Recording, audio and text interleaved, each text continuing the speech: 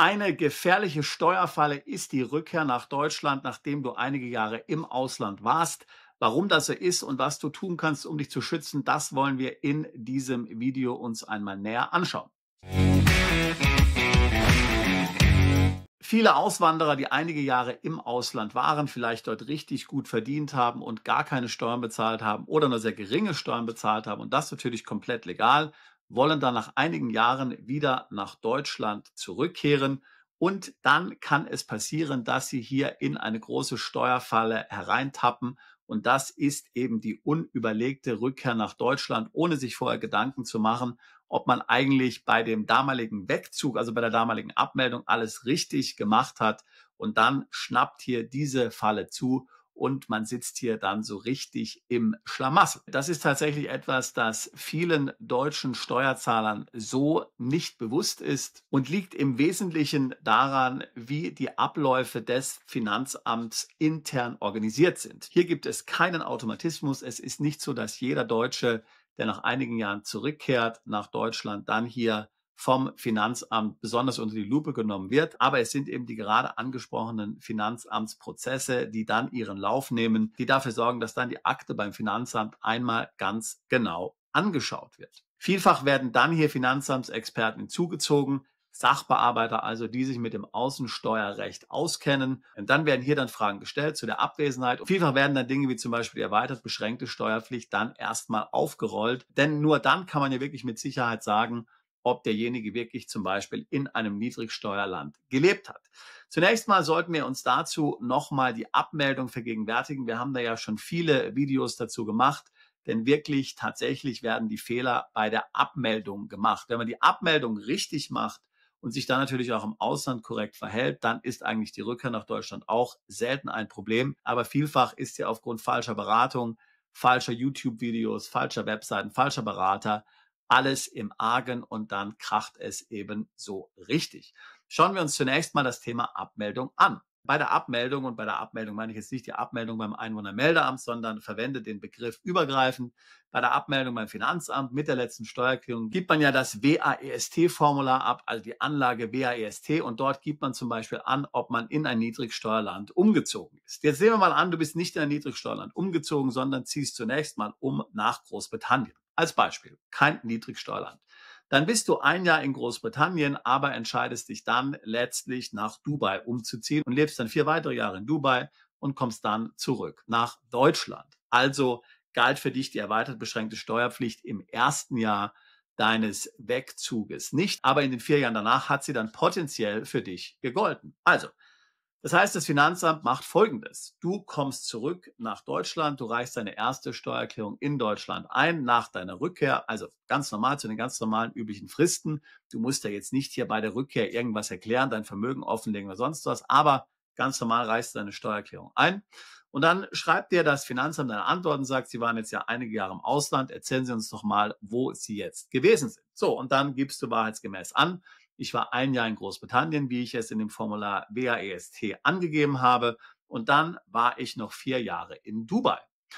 Dann könnte das Finanzamt zum Beispiel sagen, Moment, Sie haben ja noch diese Wohnung in Deutschland, damit fallen Sie ja dann unter die erweitert beschränkte Steuerpflicht. Wir haben aber von Ihnen für diese 4 Jahre, wo Sie in Dubai waren, keine Steuererklärung erhalten. Dazu wären Sie möglicherweise hier verpflichtet gewesen. Erzählen Sie uns doch mal, was Sie in diesen 4 Jahren hier für Einkünfte hätten. So, und dann erzählst du, was du für Einkünfte hattest.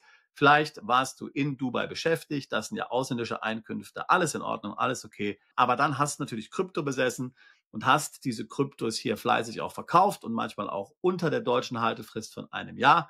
Danach fragt dich das Finanzamt und dann hast du im Grunde genommen aus deutscher Sicht hier schon möglicherweise Steuerhinterziehung begangen.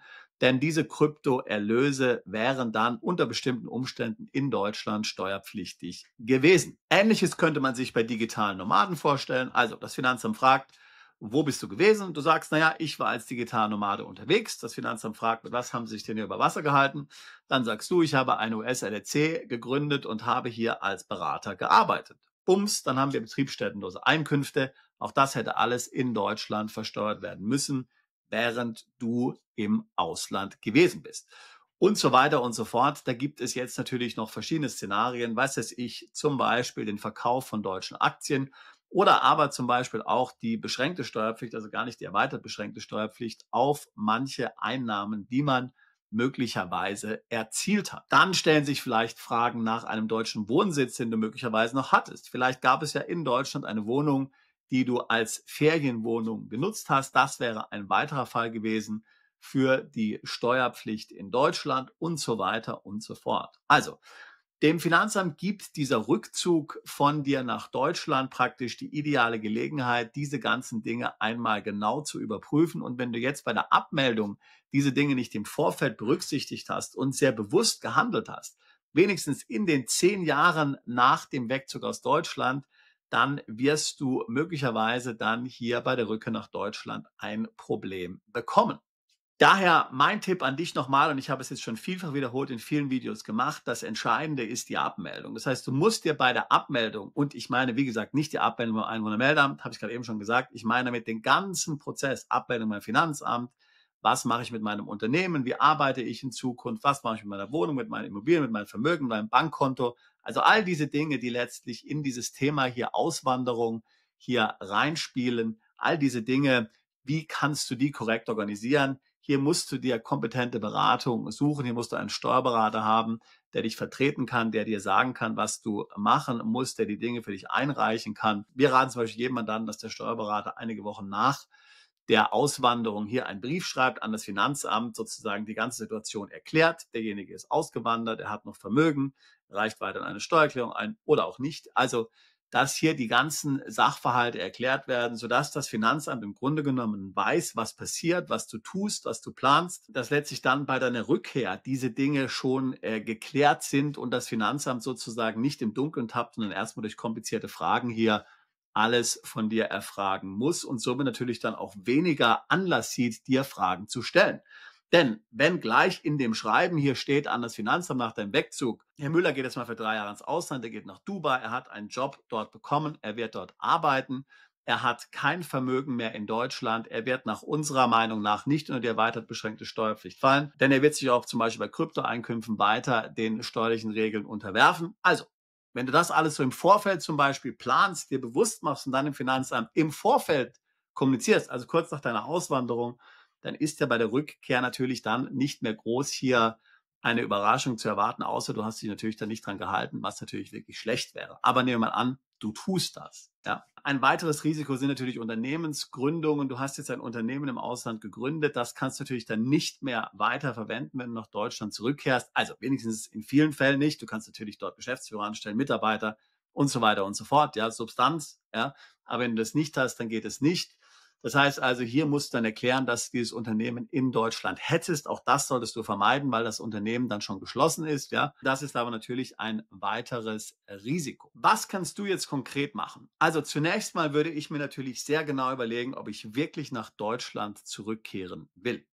Wäre es nicht besser, in die Schweiz umzuziehen oder vielleicht sogar nach Österreich oder in irgendein anderes Land, Tschechische Republik, Luxemburg, Holland, in irgendein anderes Land, ein Land, das an Deutschland angrenzt, wo du aber ein unbeschriebenes Blatt bist, dass genau so etwas nicht passieren kann. Ich würde dir raten, dazu einmal ganz dringend nachzudenken, wenn du tatsächlich planst, nach Deutschland zurückzukehren. Ja, denn es sind ja auch dann andere Dinge, die hier für dich von Vorteil sind, wenn du weiter im Ausland bleibst. Also wie gesagt, du entkommst dann der 10-Jahresfrist. Das hat auch dann Auswirkungen auf Erbschaftssteuer, Schenkungssteuer, erweitert beschränkte Steuerpflicht, Wegzugsteuer und so weiter. Aus dem System einmal wirklich draußen zu sein, hat ja einen riesen Vorteil.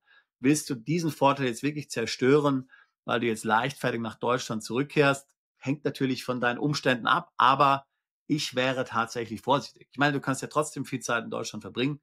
Sagt dir niemand, dass du nicht deine Familie sehen kannst oder sagt dir niemand, dass du keine Geschäfte machen kannst. Aber ist es wirklich klug, nach Deutschland zurückzukehren, wenn du einige Jahre weg warst? Ich habe daran meine Zweifel. Das solltest du dir einmal sehr gut überlegen. Aber wenn du die Rückkehr planst, dann würde ich natürlich schon im Vorfeld, vor der Rückkehr mir genau überlegen, habe ich alles richtig gemacht bei der Abmeldung? Oder gibt es hier möglicherweise Leichen im Keller, die mir jetzt auf die Füße fallen können, wenn ich nach Deutschland zurückkehre? Habe ich mich korrekt verhalten? Habe ich die weiter beschränkte Steuerpflicht beachtet? Was ist mit dem Thema Wegzugsteuer, Wohnsitz in Deutschland? All die Dinge, die möglicherweise hier bei einer Prüfung dann hochschwappen können, wenn ich nach Deutschland zurückkehre. Setz dich also hier mit einem Steuerberater oder Rechtsanwalt in Deutschland in Verbindung und lass dich dazu beraten. Geh das Ganze mit ihm durch und lass dich da entsprechend dann versichern. Und wenn es möglicherweise etwas zu korrigieren gilt, dann überlege dir, ob du es korrigieren willst oder im Ausland bleiben willst oder beides natürlich machst. Ja. Das ist etwas, was du mit deinem Anwalt oder Steuerberater tatsächlich besprechen solltest. So, und mein dritter und letzter Tipp ist im Grunde, alles schon im Vorfeld sauber zu regeln. Und das ist tatsächlich bei der Abmeldung nicht also erst zu warten, bis du dann wieder nach Deutschland zurückkehrst, sondern lange davor schon deine Angelegenheiten hier zu klären und in Deutschland reinen Tisch zu machen und mit den Behörden hier im Austausch zu stehen, erreichbar zu sein für die Behörden und abzusichern, dass hier alles korrekt hinsichtlich der Auswanderung umgesetzt wurde.